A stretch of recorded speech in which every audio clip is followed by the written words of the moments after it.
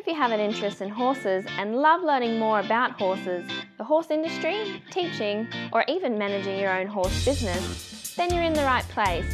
We would love you to join us on our mission, which is to improve the lives of horses around the world through the education of riders, handlers, and trainers. So get comfortable, listen in, and enjoy. This has been another episode sponsored by Online Horse College.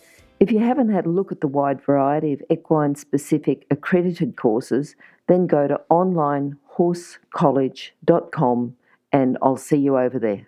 Today's guest is Bierman. Lee's been a previous guest. She's given us an overview on episode 011, and then she's come back as a listener's choice. So the listener's choice episode is 156, and the listener's choice, of course, is our more popular episodes. We repeat them on the weekends. Today we're going to talk with Lee about the 10 reasons why riders should compete in dressage events. How are you today, Lee? I'm great, thanks, Glenys. Great. Lee, we're going to talk about the first one. Okay, so we've got 10 reasons. We'll go through them first and then we'll sum up at the end. But the first one is competing helps to provide motivation for training. So can you explain a little bit about that and how competing provides motivation for training?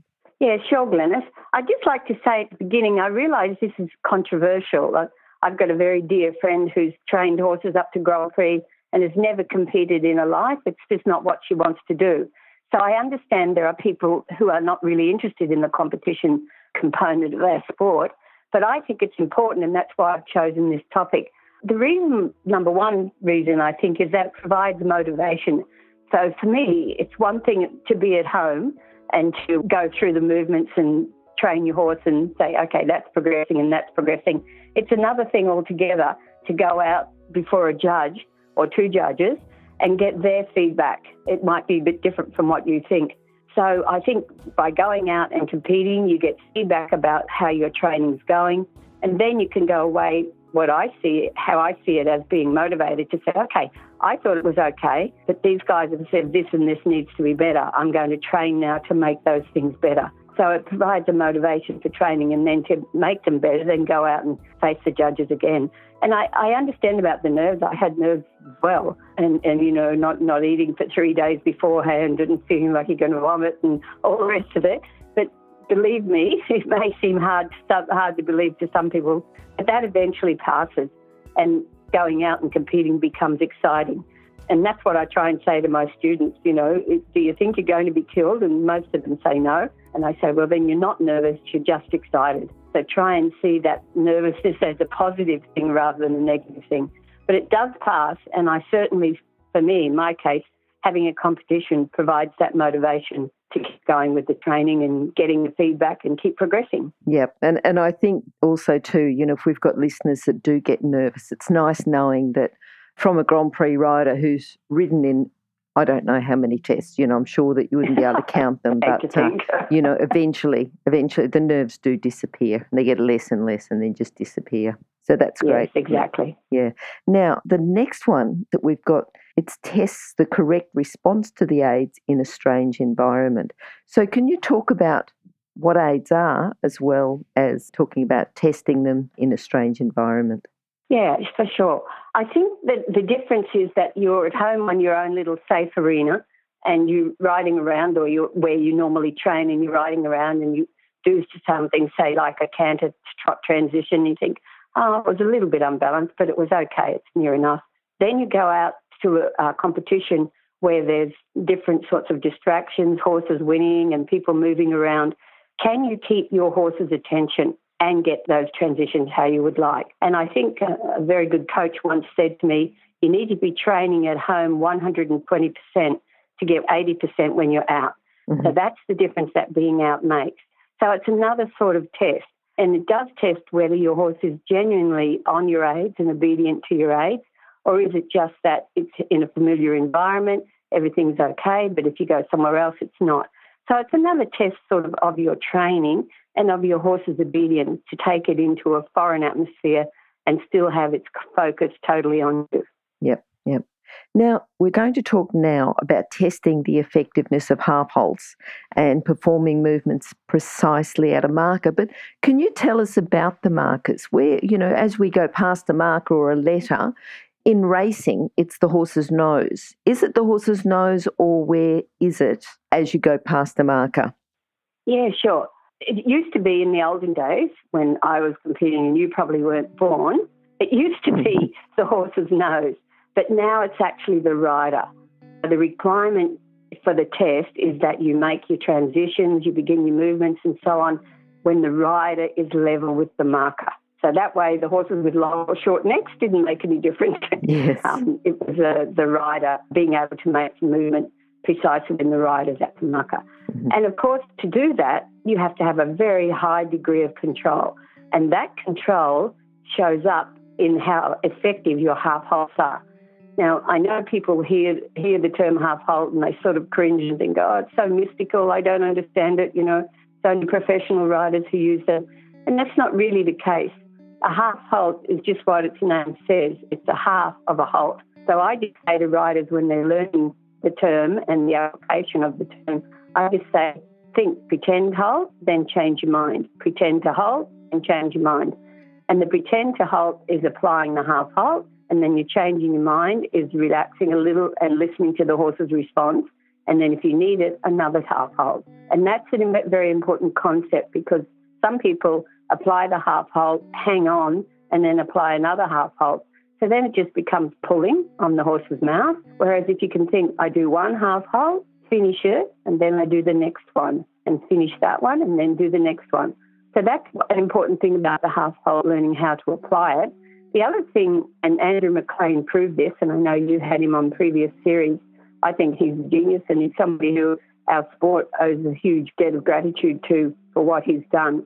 He's gone and tested all of the old training methods that we had and we used for years and years and years. He's gone and tested the science behind them. Mm-hmm. And with the half halt, what he showed was that a horse can only answer one aid at a time. So the old dressage rule book used to say a half halt was the simultaneous application of the driving and restraining aid. Well, Andrew proved that a horse can only answer one aid at a time. So he answered either the driving or the restraining aid. So they actually changed the wording in the rule book, and now it says an almost simultaneous application of the driving and restraining aid.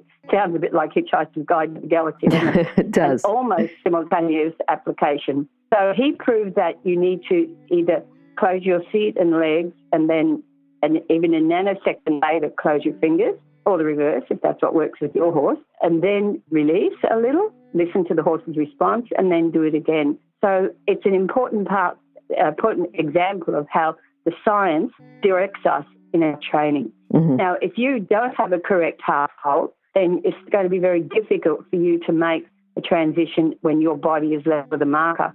And the example I was talking about, for instance, canter to trot, and it's a good example because that comes in the last of the prep tests and all through prelim, and then it comes all the way through our competition levels, right to Grand Prix, the transition from collected canter to collected trot at sea in the Grand Prix test. So the same exercise is examined all the way through, so that shows how important it is. And the only way to do that correctly is to be able to adjust your canter speed to trot speed before you trot. Because the canter is faster than the trot, if you just pull on the reins and slow the horse's legs down, the momentum for the faster canter is still in the horse's body. And so it acts like a breaking wave on the shore. The top of the horse sort of falls over the bottom of the horse and he loses balance. And that was why you get those few running steps in the first few steps of the trot. And then the horse gradually finds balance again and goes into the trot that you want. Yeah. So the only way to correctly ride that transition is to prepare with half halts and adjust the speed of the canter to trot speed. So I like to say pretend halt, pretend halt, pretend halt, and trot.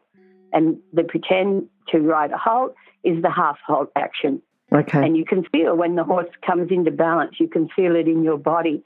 The weight shifts a little to the back, the canter slows down a little bit, it comes a little bit more off the ground. And then the proof is when you ride the transition to trot, the horse is in balance. It's not like a giant belly flop.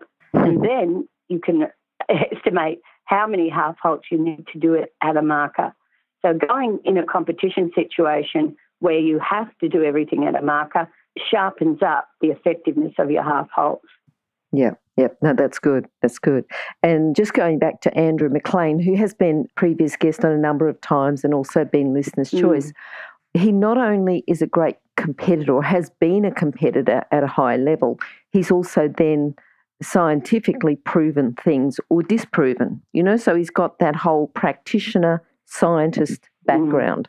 And I think the practitioner scientist background is so important. Yeah, rather than somebody who's just a scientist.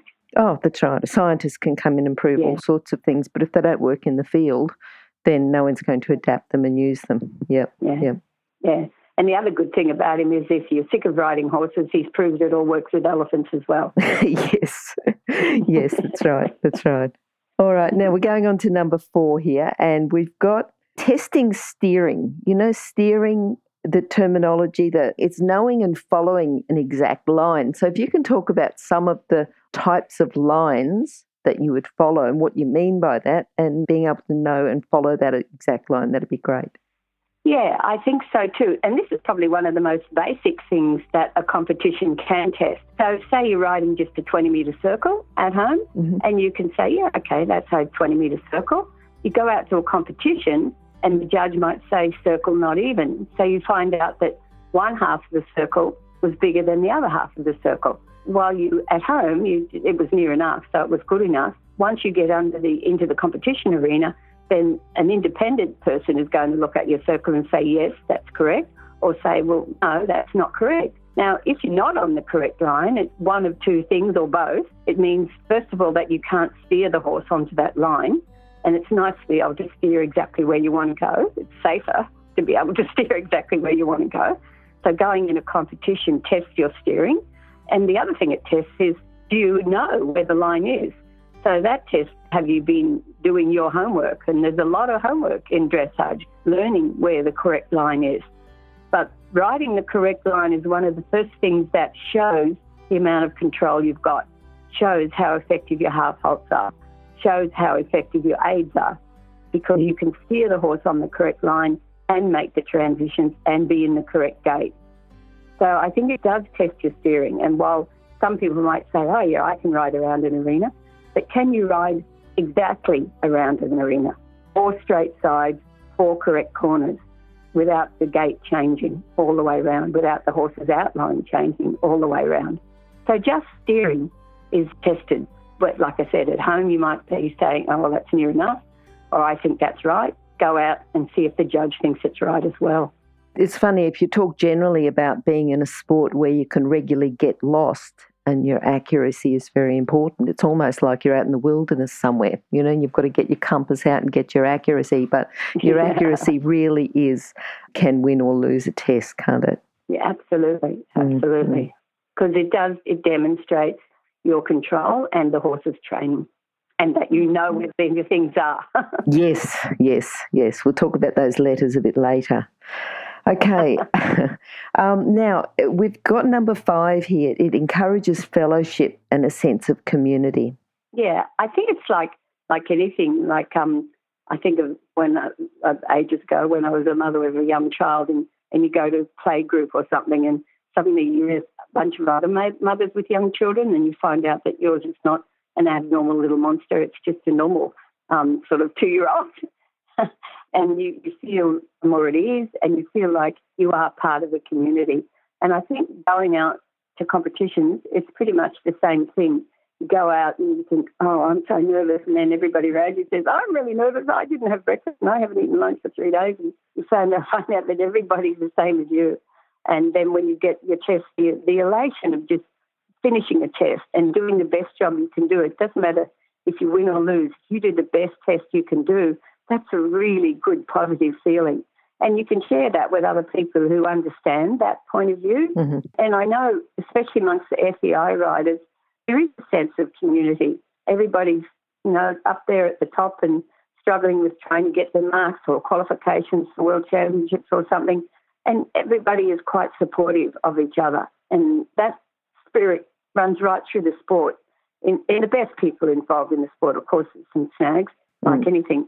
But, yeah, most people are really supportive. You'll ride out of a test and they'll say, oh, that looked really good.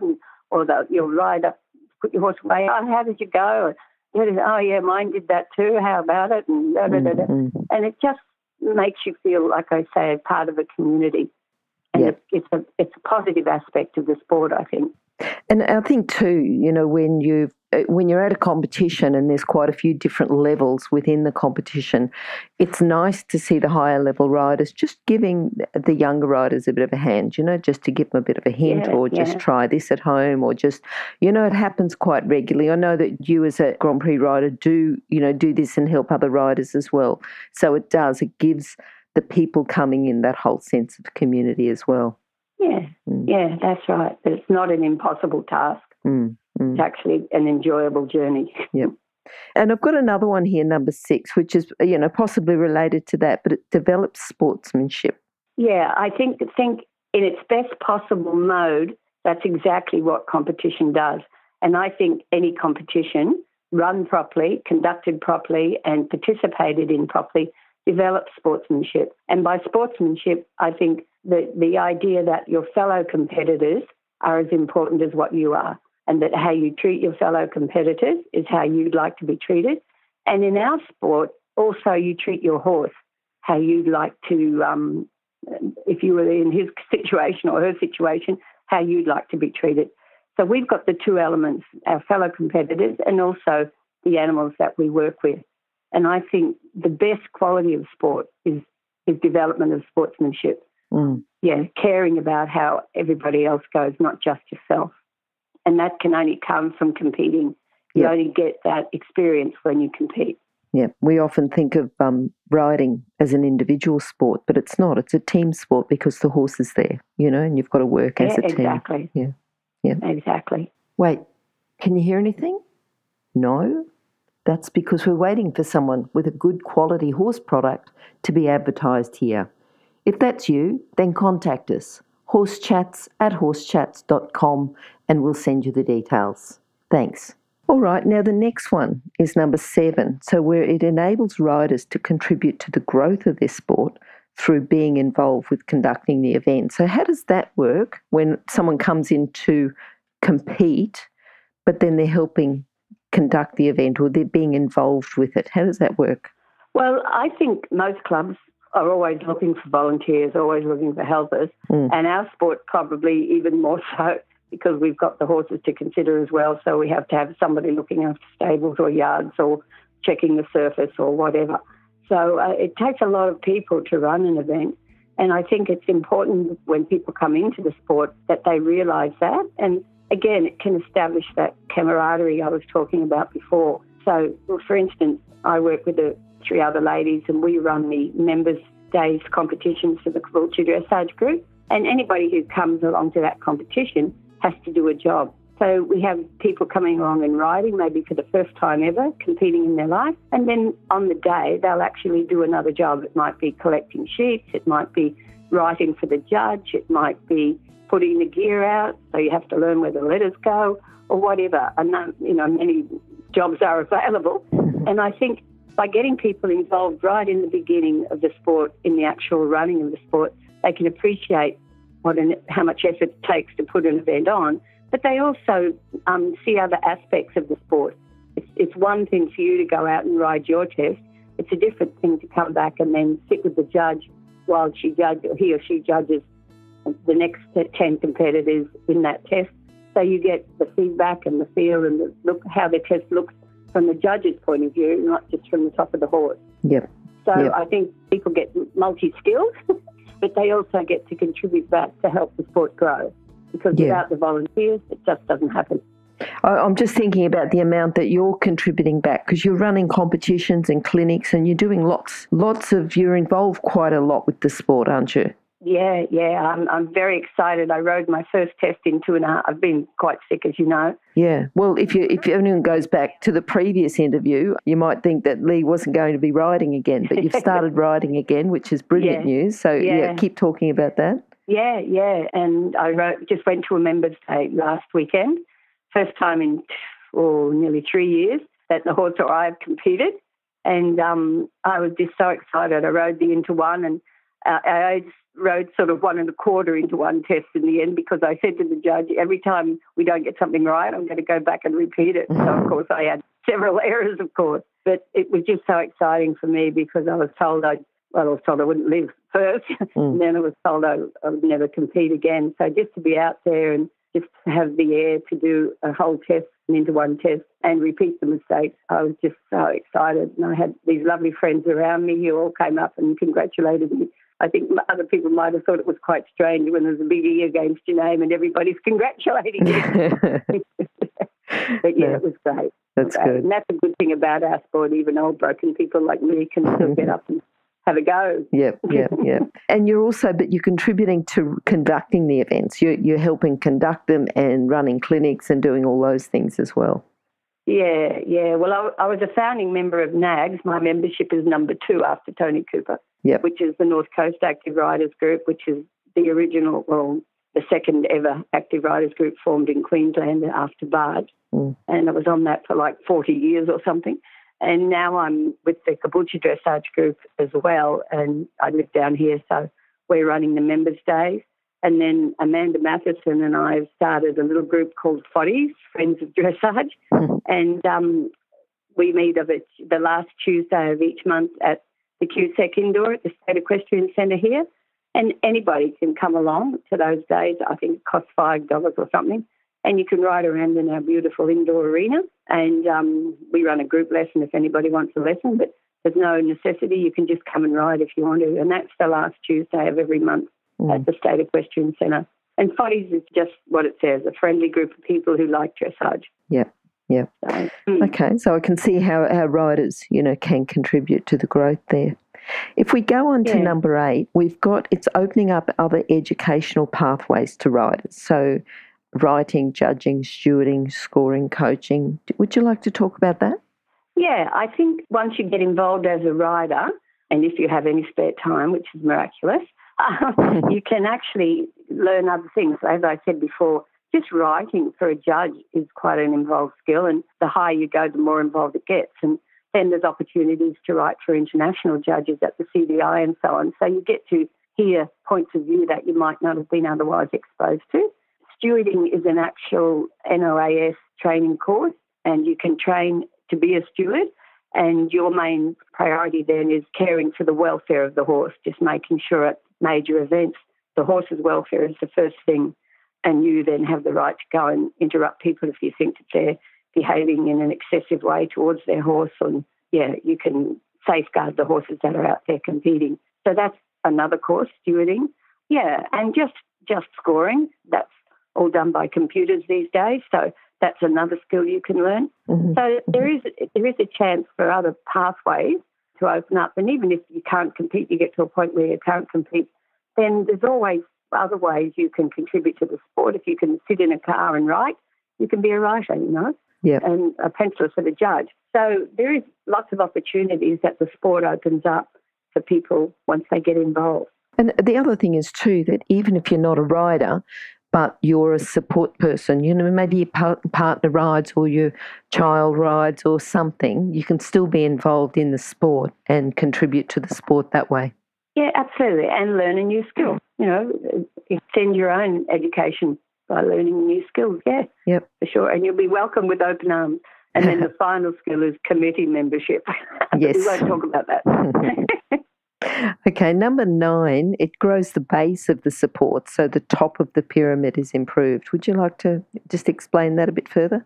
Yeah, absolutely. This has been my bugbear for years and years and years, that when the sport is maintained as an elitist sport with, funding and opportunities going only to the top professional riders, then the sport doesn't grow in numbers.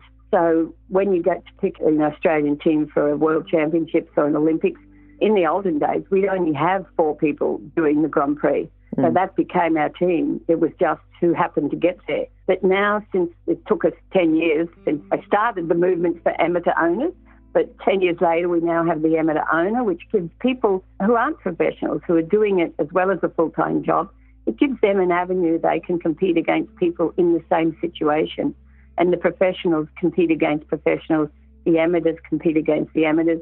If they want to cross over and go against the professionals, they can. Otherwise, they have their own stream of the sport to compete in, and that goes right up to a national championship. The National Amateur Owner Championship, first one ever, was held at QSEC last year, and it's on at the Queensland Equestrian Centre again this year, the National Amateur Owner Championships. Yeah. So it gives the people, like I said, who are trying to do a full-time job or even a part-time job and ride and compete as well, it gives them an avenue. And overseas, in Germany, for instance, not only are the riders classified as amateur or professional, but the horses are as well. And that's a little bit down the track for us because we just don't have the numbers.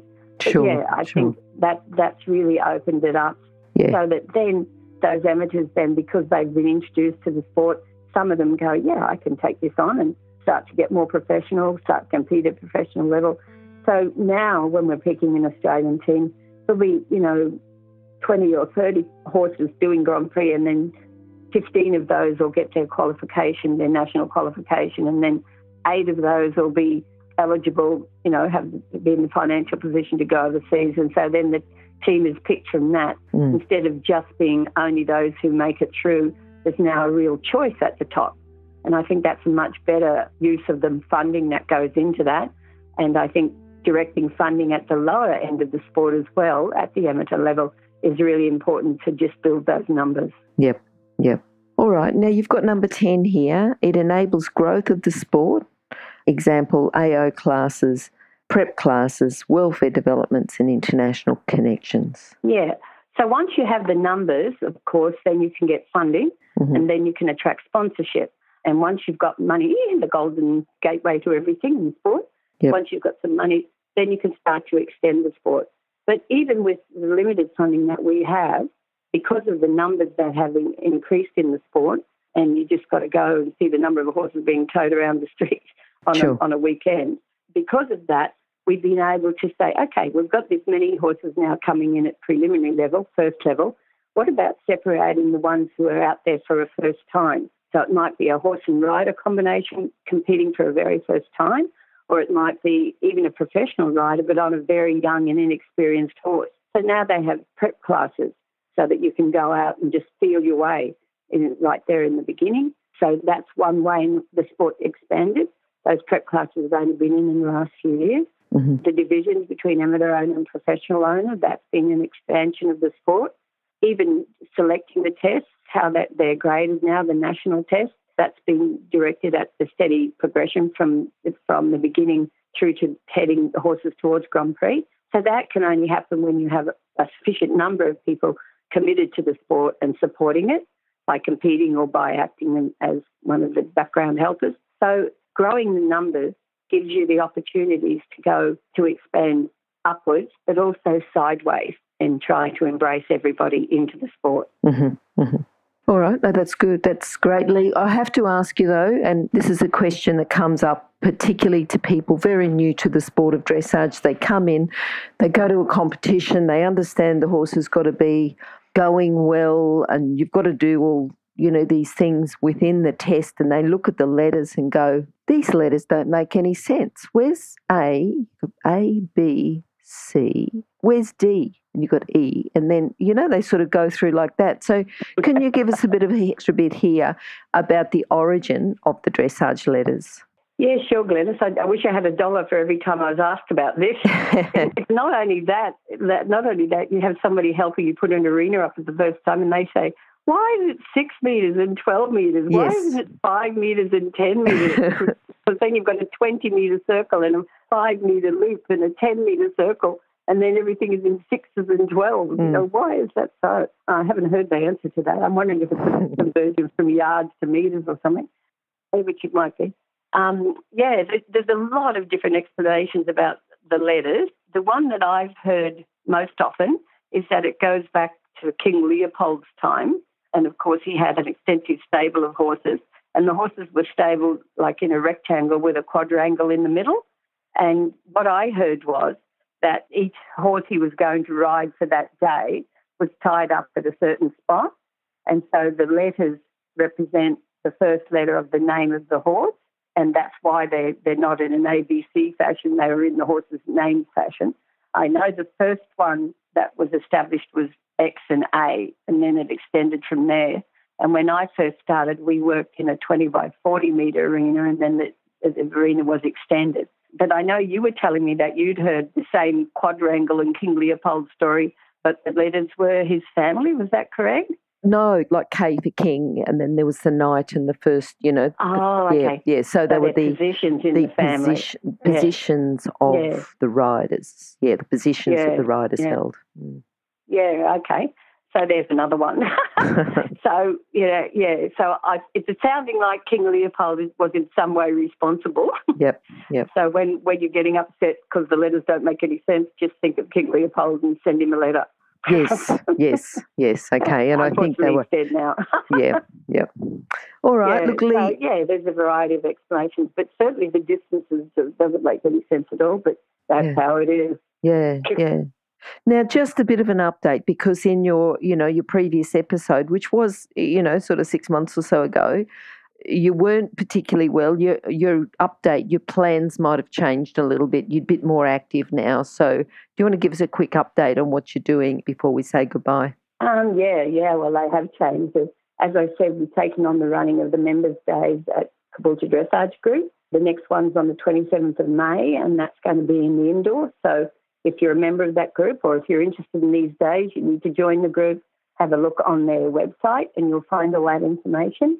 Fridays is just a voluntary thing. There's no group to join. That's just Friends of Dressage. That's just run by Amanda Matheson and I, and that's the last Tuesday in each month at QSEC. So, again, we've got a Facebook page, even though Facebook is out of fashion today, if you want to go on there and have a look. Okay, so what's the Facebook page called? It's just Friends of Dressage, Foddies, Okay. FODYS. Yep. Yeah. And I'm an EA Level 3 dressage specialist coach, so I run clinics and whatever, plus protocol days so that you can tidy your test up and those sort of things and teach. So there's that aspect as well. Plus I'm a Grand Prix level judge, so I judge all over the place. I'm off to Tasmania in 2 weeks and then up to Townsville and whatever. So, pretty involved with the sport and just cranking back up to full speed. Okay, and if you've missed any of those contact details, they'll be on horsechats.com/Lee Bierman, which is Lee's original interview, but this time they'll be on horsechats.com/Lee Bierman2, or just go to horsechats.com and search for Lee, Lea, and you'll find those episodes. All right. Thanks for talking to us today, Lee, and thanks for telling us about the 10 reasons why riders should compete in dressage events, and hopefully we'll talk to you again sometime soon. Yeah, no problem. Thanks very much, Mona. Thanks. Bye. Bye. Now, if you're still there, you probably know that I'm absolutely passionate about education within the horse industry. That's why I host this podcast. My other venture is Online Horse College. Have a look now at onlinehorsecollege.com and I'll see you over there. Remember that our comments and instructions are general in nature and do not take into consideration your individual horses or your individual ability and circumstances. If you enjoyed this podcast, then please leave your comment below.